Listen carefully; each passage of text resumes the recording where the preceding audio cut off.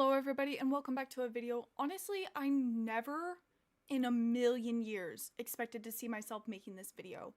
I mean, MatPat's leaving YouTube. I don't even know what to think. Let's just watch this video. I mean, I was literally live streaming when he posted this video and then my entire chat was like, oh my god, MatPat's retiring from YouTube, and I was like, no way, they have to be trolling. And then I looked and I was just like, oh my god. But let's just get into it. I need to know. It's not clickbait. On March 9th, I will be hosting my last Theory episode, at which point I'll be handing off the channels to someone else.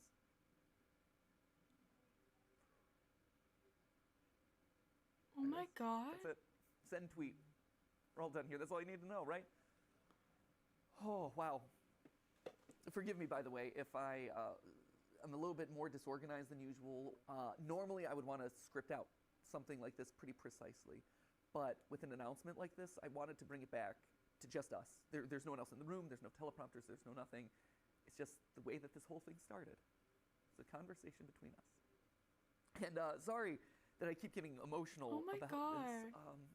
I'll try not to, but it's a big deal. You know, like, if you think about it, this channel is Steph and my first child, really. Before we had Ollie, before we had Skip, MatPat, like, it was this. This was our baby. This channel has been going for 13 years. I think in total it's somewhere around like 1,200 theories. And only half of those are FNAF. Shocking. I know, we actually did stuff that wasn't FNAF related. Dude, I used to watch all of his Mario theories. Sorry, this is just bringing me back. Like, I was a diehard game theory fan. Like, I watched all of his theories on, like, even if I'd never heard of the game, I'd still watch it just because I love MatPat. Like, I still can't believe this, honestly. Let's just let MatPat do the talking. But this has been a literal third of my life. And I'm gonna miss you. I'm gonna miss this. I value what we have here. Aww. I value this conversation, this openness. I feel so bad. This relationship that we share.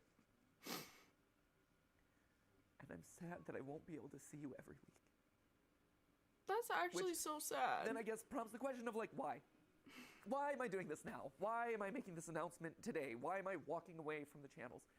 Well, to be honest, it was Tom Scott. You can blame Tom Scott. Tom just did his farewell video, and I'm like, well, he was able to do it. I want to be able to fly away in a helicopter. Obviously, that's not it. But really, my reasons for making this announcement today is probably largely the same as Tom's reasons, or Seth Everman's, or Captain Sparkles, or Papa Meats, or Stampy Longheads. Like, there's a lot of these videos that are coming out these days, and there's going to be a lot more happening throughout this year. Steph and I have known this video would be coming for the last 3 years. We weren't sure it was necessarily going to be today. We didn't know exactly when it would fall, but we knew it was going to happen eventually. That's why over the last couple years we've been staffing up so much. That's why we partnered with a larger company to help run the channels. That's why we've been spending so much time outside of this box training up the team to make the best videos that they can, because we knew that we couldn't do this forever. We knew that, honestly, we didn't want to do this forever. For as much as I love you, and I love overthinking things, and I love theorizing, I don't love late nights. I don't love the fact that Steph and I have been work first for over a decade, where I'm sitting down at dinner with my best friend, and we're talking about business logistics, or we're talking about animatronic toes. I miss the days where I could just sit down on the couch with her and play video games, and it's not for content. Or I'm playing a game and I'm not thinking about what theories are gonna come out of that. I miss it. So that's a big reason. That is... Okay, I 100% get that, and honestly, I respect MatPat so much for posting this video. I know it probably took a lot out of him, and again, I just respect him so much. The grind that he's put into his channel, all of his channels, he has 4 channels, but like, this is just insane. Like, again, I never in a million years would have seen this coming, but I completely respect all of his reasons. It makes sense. It's still sad, obviously. But let's just keep watching. That was a big one right there. But also just the internet's changing. My life has changed in the last 13 years. I mentioned Dolly before. He's the coolest little dude, and he's getting older by the minute. And I watch him, and he has so much fun, and he is so much smarter than I was when I was his age. He also probably knows the FNAF lore better than I do, which is a problem that I should probably address at some point. But honestly, I want to be able to spend more time with him. Another sad fact of the matter is I'm getting older. I'm 37 now. The other day, I actually had to Google my own age. And you know that when you have to start like doing math in your head to calculate how old you are over the hill, my friends. Though to be fair, to my credit, I think I'm like the only 37-year-old out there who has an unironic appreciation of Skibidi Toilet. Then again, maybe that's the... Sorry, what? I'm sorry, what the... problem, right? Maybe that's not a good thing. And honestly, good point. Because this is all about us being honest. There is a bit of a selfish side to this. When you think about it, there's only really two ways to step away from a YouTube channel. You either just decide the day that you stop uploading and you're like, I'm done, or you just keep uploading videos from now until the heat death of the universe, and you watch as your relevance slowly dies or your passion slowly dies. And for me and my journey in this place, I always wanted to go out on a high note. And when you stop and look at the last year, this has been the best year in the theorist lifespan ever. Like, no joke. It is our highest view year. It is the year where we launched Style Theory and immediately put our foothold in a brand new space, and that took off, and now we're one of the top style and fashion channels on YouTube. And that kind of completes the trifecta of, hey, we now have a top channel in 4 different verticals that are completely different, and no other YouTuber really has ever been able to do it to that scale. That's amazing. This is also... Sorry, I didn't mean to cut him off, but that is insane. And this is, like, again, I already said that I respect MatPat, obviously, a ton. Like, his dedication, his grind, it's insane. And I wish that I could do that. I genuinely do, because this is so amazing. Like, I completely understand what he's saying. I feel like him leaving now, even though it's genuinely so heartbreaking, I get his reasonings. They obviously make sense. And not that he needs my take. Like, obviously he doesn't need it, but it's just like, I don't know. It's such a bittersweet thing. Like, I understand that this is what's probably best for him, but it hurts, you know? But yeah, props to him. I mean, 4 channels and almost 20 million subscribers on this one, like, it's insane. And I love and respect him so much, like, genuinely. The year where I was able to meet you guys at our Broadway show. I was able to play at the PGA and show that, hey, YouTubers aren't particularly good at golf, but they can make your event relevant for like a couple of minutes. It was also the year that I got to host the Streamy Awards, and it wasn't cringe. I mean, to be fair, the Streamy Awards are always a little bit cringe, but it was the right amount of cringe. When I pull up videos of all my favorite creators, and I watch them, and all of a sudden I start hearing people just casually dropping, that's just a theory. It's just a theory, a game theory. Now this is just a theory, people. At the end of the day, it's just a game theory. That's just a theory. A Freebirds theory. Also a lot of lore, so if you're a big theory head, proceed at your own risk. I did not know about this theory. That's a theory. Okay. That right there, that is incredible. And that's the note that I want to leave on. And that's how you just know it's the right time.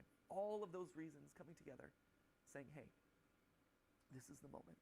And that's hard to say, because change is scary. Change is hard. But sometimes the right decision isn't the easy decision. The easy decision would just be to carry on doing this and do FNAF part 332. But that wouldn't be the right decision. I think the best way to explain it is with a video game analogy. Feels appropriate, right? Whoa, it's game theory, ha! Did it. Check the game part of it off. But the way I like to think about it is Earthbound. I think I've made it pretty clear over the years that is, without question, my favorite game of all time. Sans' Nest, all that, you're all familiar with that. But what you might not be familiar with at this point is how the game ends. At the end of Earthbound, after you save the world, everything opens up to you. You can revisit every single location that you've been to. You can talk to every NPC that you met on your journey.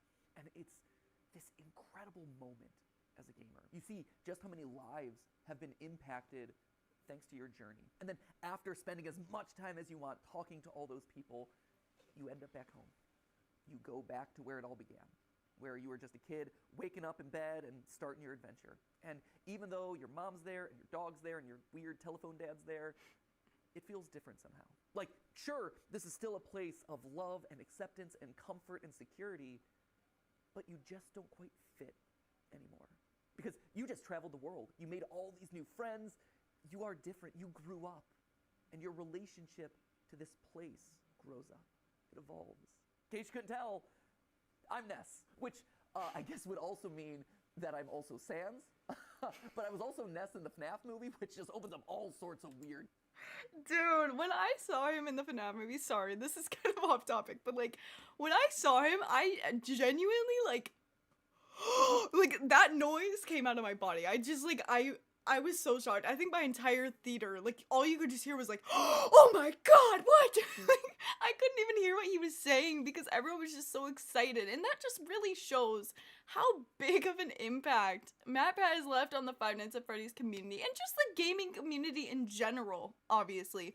But, like, he's been such an important piece. And I feel like Five Nights at Freddy's wouldn't be whole without him. Like, he's like that one puzzle piece that you always somehow lose in a puzzle, and without it, it's just not the same.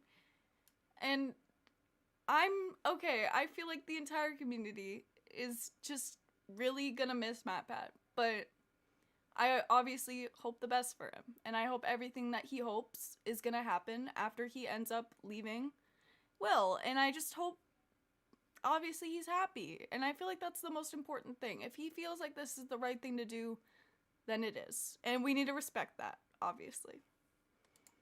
Cannon. Slap a thumbnail on that one. So anyway, there you have it. That is why I'm leaving. I hope you can understand. But that obviously begs the question of, like, what happens to the channels? Well, for the next 10 weeks, we're going to have ourselves a big old going away party. If Unis Anus taught us anything, it taught us that you probably shouldn't use urine for a personal sauna. But if Unis Anus taught us two things, one was to not soak in your own urine, but two was to appreciate the time that you have left. So that's why over the next 10 weeks, we're going to have a bunch of theories that are going to be a lot of fun, revisiting old favorites, getting some closure on things. We're going to see some familiar faces, a lot of awesome stuff. Although to be fair, I think it's 9 weeks, and I think we counted this one as week 1. That was stupid of us. That, my friends, is how you wind up getting Wario being 10 feet tall. Mathematical rigor. Should have double-checked the numbers. So I have 9 theories left on each of the channels, but we're going to call them MatPat's Final 10 because that just sounds better. At which point then on March 9th, we're going to have that big going away celebration, MatPat's Final Theory, and I just dust away. I stand astride my Music Man and I just whip a Nene off into the distance. But then something special happens.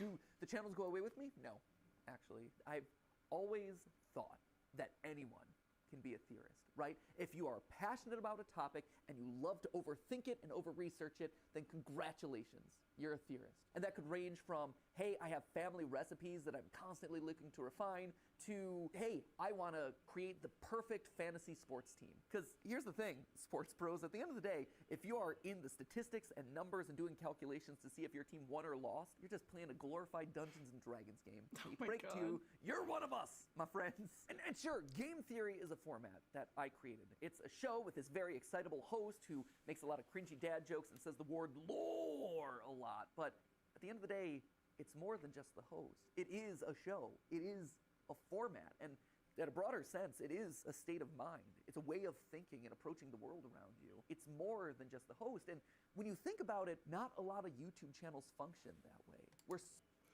I feel like MatPat's completely right. Like, anyone can be a theorist, but I don't know. Like, there's been so many theorists that have come out after MatPat has. I mean, I'm not saying he started everything, but specifically in the Five Nights at Freddy's community. Like, now we have people like fnaf, or John, I guess. We have Rytos. Like, we have so many amazing theorists now. I could list a ton. And I'm subscribed to, like, literally probably 20 of them because I just love and respect each of them so much. But I feel like MatPat really was the foundation of that. And it's so crazy to see how much he's changed in not just this community, but any gaming community and just communities in general. I feel like if you were to say, hey, do you know who MatPat is or Game Theory, to even just a random person, I feel like they would at least know. They'd have heard of him. They may not be able to recognize him on the street, but they'd have at least heard the name of his channel because he's just made such a huge impact on the YouTube space in general. Special in that regard. Like, you're not going to be able to get another Markiplier stepping into the Markiplier channel, and you're never going to be able to recreate Jenna Marbles, and to be honest, you're never going to get another MatPat either. But you can have another game theorist.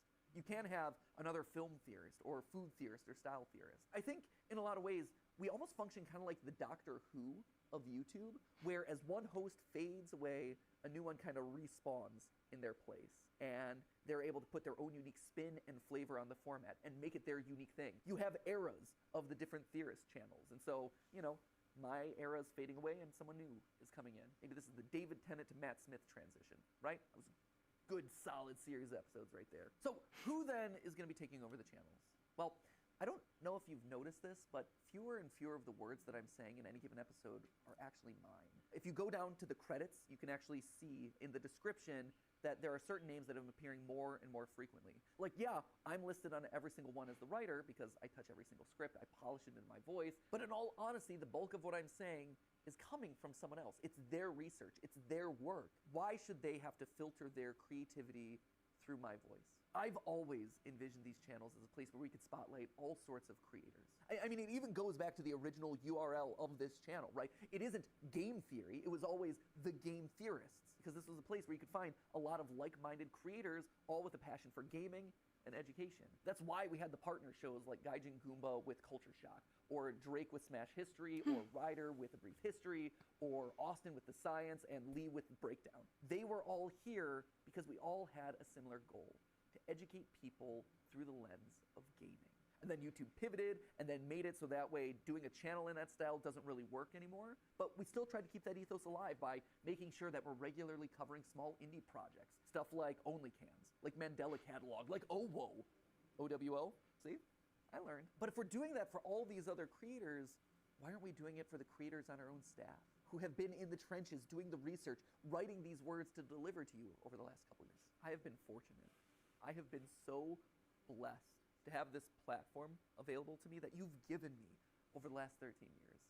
But I think now it's time to pass it on to the next generation. It's time to give someone else a shot. But I realize that I'm getting off track here. So back to the question, who's taking over? First off, it's not going to one person, but rather four. I would not wish my schedule on anyone. Like, sure, I'm willing to not sleep for the last 13 years of my life, but I feel like as old man YouTube passing this along to the next generation, I should probably do my best to try and make it more sustainable for them. It's also going to people that you're already familiar with. You've seen them showing up in shorts. You've seen them here on the couch with me for GT Live.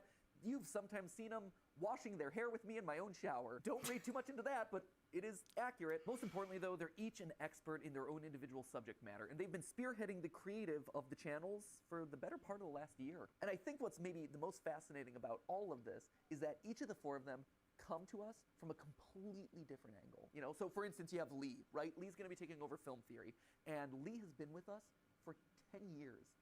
10 years. It's crazy. I believe he was actually editor number 3 for the channels. We had Ronnie, and then we had Ryder, Foot of a Ferret, and then we had Lee. I think his first theory that he ever worked on was Rosalina's Peach's daughter, Peach is Dead. One of my all-time favorite episodes. Dude, I remember watching that video. Dude, some of MatPat's old Mario, like, theories were definitely interesting. But when I was little, or younger, I guess, I believed every single one of them. And I never understood why in the comment section sometimes people would be upset. I'd be like, but it's MatPat.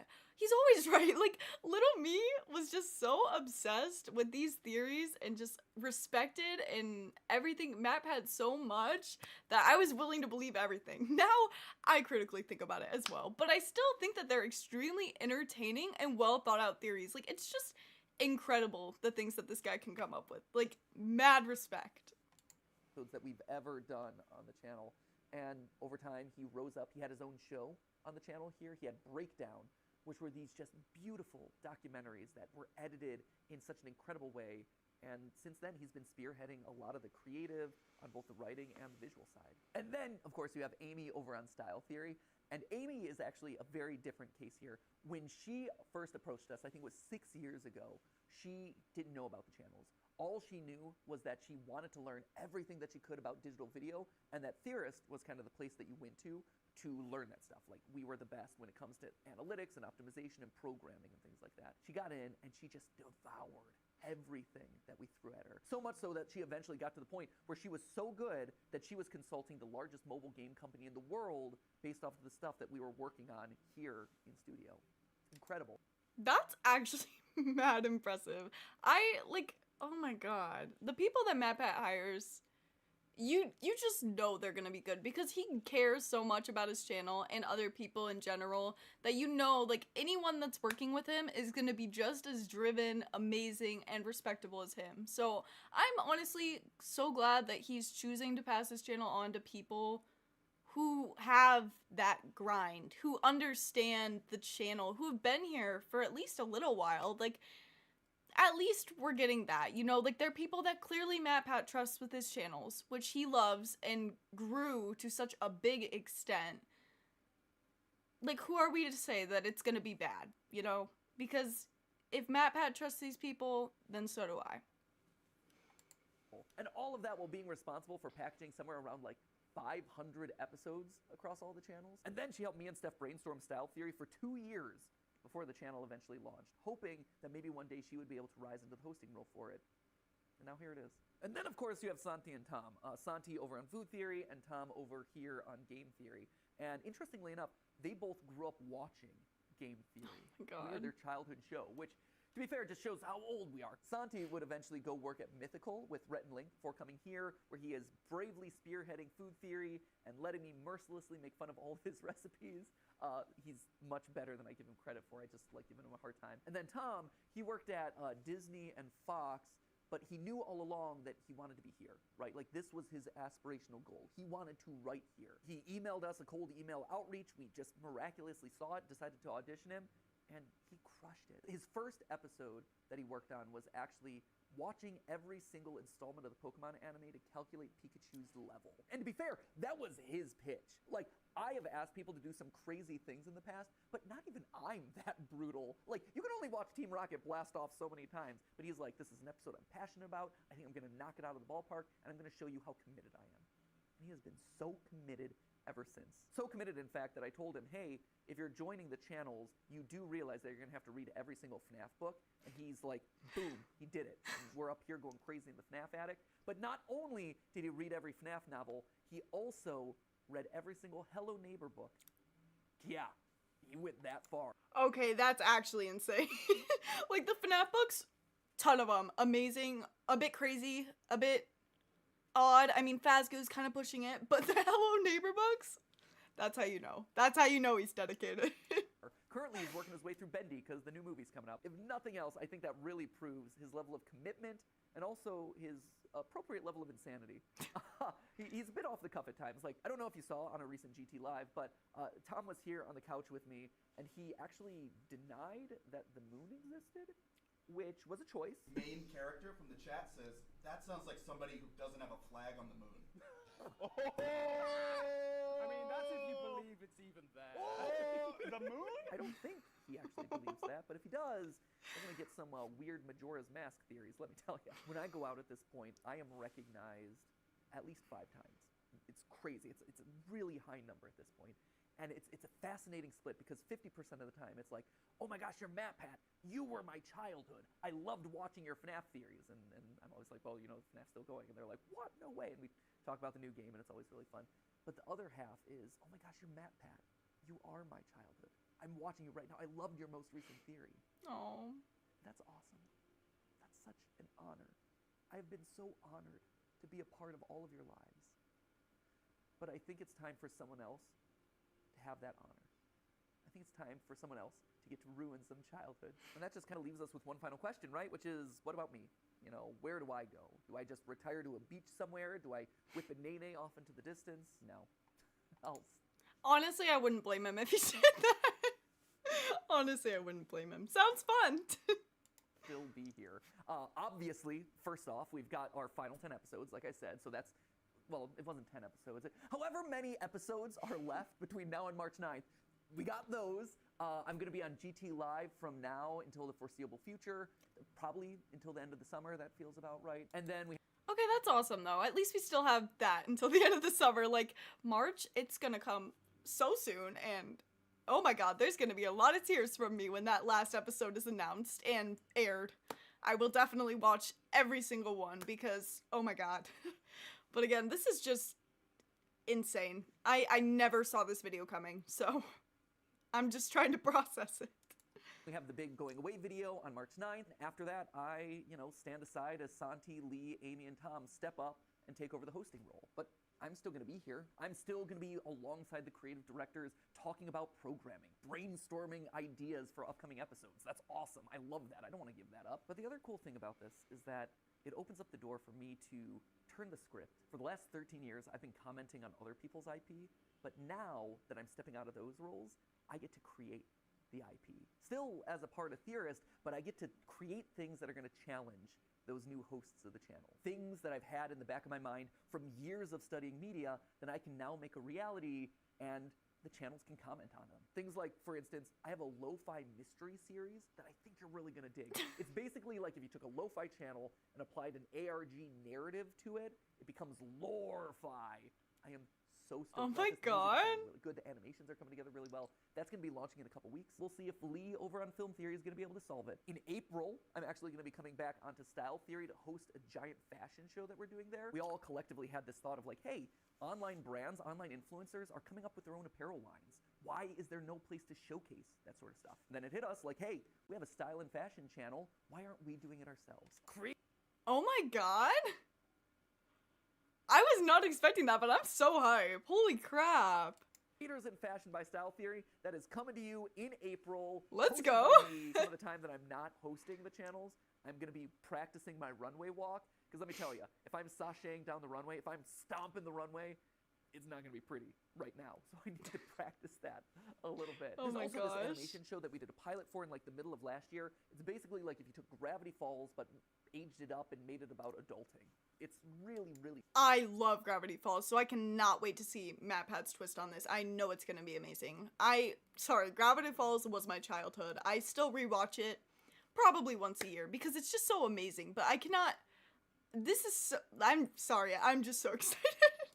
solid. And also there's this video game idea that I want to do for like so long that I've never had the opportunity to really like dive into and make reality. But now it's my chance to step into the role of Scott Cawthon.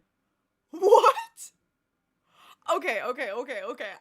I was expecting him to do some sort of like bigger events and stuff like that because I didn't know. I assumed he wouldn't fully step out of the content creation space. A video game though? I'm so excited. I'm so excited. And challenge the new game theorist. There's Oh always my been rumors God. about are Scott Cawthon and I the same person? Not yet, but who knows? Maybe starting later this year. And those Oh are my just the God. immediate things that I have on my to-do list because I want to make fun, cool things for you. And even if it's not a weekly episode, I still want to give those things to you because I think you'll like them. You matter to me. You are so important to me. Every single one of those people who stop me on the street, it's an honor, right? It's interesting. Because of this whole transition, I've been thinking a lot about my time on these channels and the evolution that we've gone to together. In the beginning, right, I was kind of like the edgy older brother where I would talk about like, oh, did you know that Link is dead? And let's make some boob jokes. And then at a certain point, I evolved into Dad Pat, right? I became a little bit more mature. I had the team around me. I had to be more careful about who I was saying was dead on a regular basis. Instead of talking about boobs, I ended up talking about Luigi's bulge. That felt like the right decision. At this point, I think I'm kind of evolving into a grandpa Pat, for lack of a better term. And just like your grandparents, hopefully cool grandparents, but just like a grandparent, you don't get to see me all the time. And I don't get to see you all the time. And maybe we call and talk to each other every once in a while. But at the end of the day, that grandpa loves getting to see you. Maybe he shows up at a special event. Maybe he shows up at a holiday. Maybe he shows up at the Theory Wear fashion show. Who knows? But he so looks forward to seeing you. And the love that he has for you, it doesn't go away. That grandpa is so proud of you. And he cherishes the relationship that you've had so much. And he is so honored to be a part of your life, to have been a part of helping you grow and helping you experience the world. And he looks forward to seeing you at the next event. And if you see him on the street, we'll hang out. And hopefully he brings you cool, fun gifts. I know this is going to sound cheesy. And I know the internet will probably rake me over the coals for crying for one, but I love you guys. I do. You're not just numbers. You're not just ad impressions. You're not just merch sales. What you have done for me, and from everyone I talk to, what I've done for you is special. Special. When I was in middle school, I had this goal of making the world a better place because I had been a part of it. It didn't have to be big. It didn't have to be curing cancer. But I wanted there to have been a ripple impact. Just because I was there. Butterfly effect. We've done it. I think we've been able to achieve something great here. Oh my god, he's literally gonna make me start like sobbing.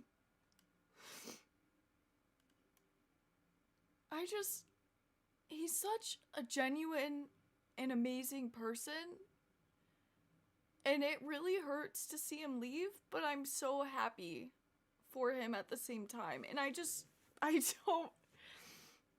want to cry. I want to be excited for him. I want to be excited for what the future holds, but it's just, I'm gonna miss this, you know?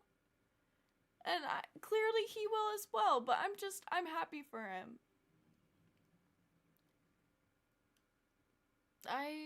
Oh my god.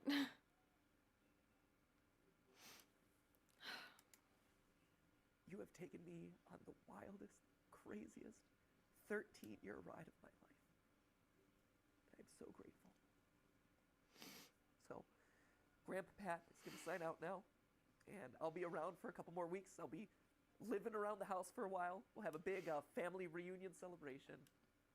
Then I'll go off to my little shack in the woods, my retirement home down in Florida, and I'll pop in every once in a while. Anyway, at this point in my notes, I had it written that we're going to start the countdown clock of that, like, final 10 episodes, final 9 episodes, so start that. I don't know what it's going to look like yet. Hopefully the editors don't rip off Unasanas too much. If they do, I hope they change it. And with that, I'm going to say, for one of the final times, not the final time, but one of the final times, as always, my friends, remember, it's just a theory. A game theory. Thank you. Thank you for watching. Oh my god.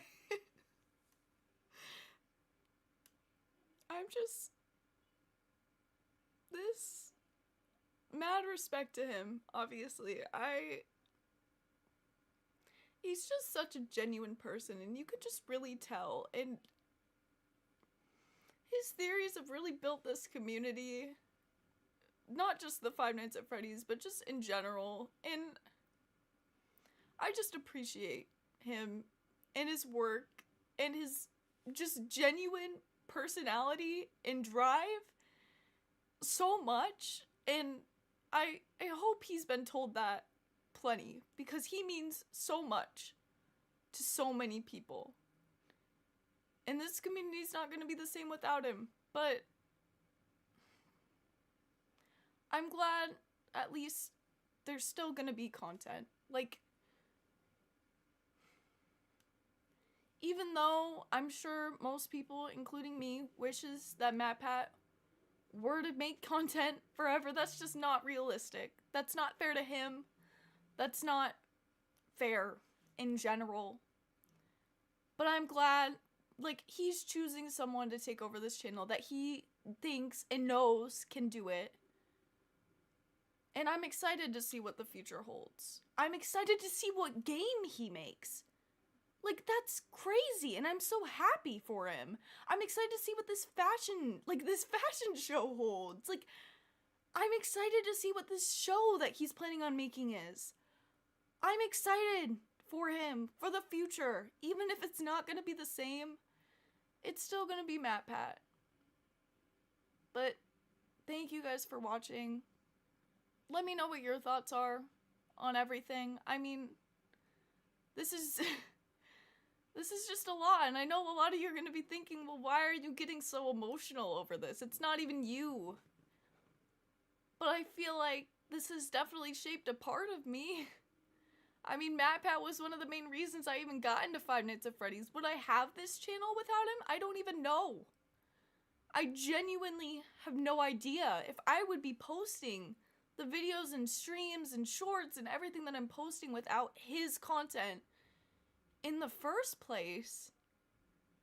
Like, it's just so surreal to see him go, and I think we're all gonna miss him, but I appreciate every single contribution that he's made to just the online space. Thank you, MatPat.